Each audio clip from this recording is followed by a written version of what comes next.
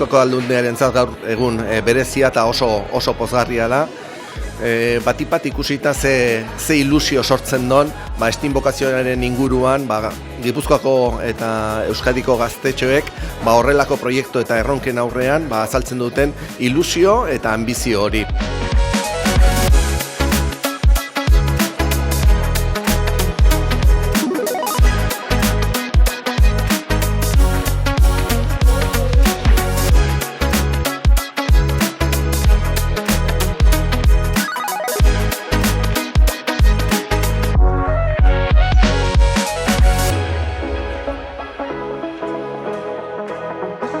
Guretzat oso pozgarria da berriz ikustea 400 gazte hemen proiektu ezberdinak egiten, teknologiako proiektuak eta gainera hemen presentzialidade osoarekin, ez?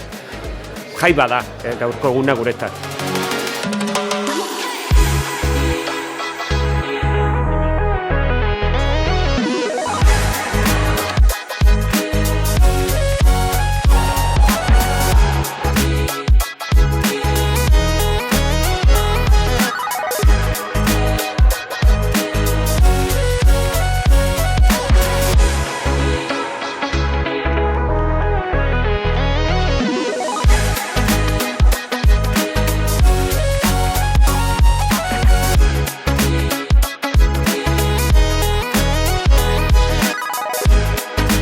Aurten 14. edizioa da, beraz pozik, gainera berreskuratu egin dugulako publikoa, berez 3 egoitz ditugu, guztiak gaur bertan txapelketa aukiko dutenak, Bilbon, Donostin eta hemen Arrasaten. Arrasaten 400 ume egongo dira, baina guztira 2000 parte hartu dute aurten. Gero hauetarik egoitz bakoitzetik 2 finalera joango dira, Espainiako finalera.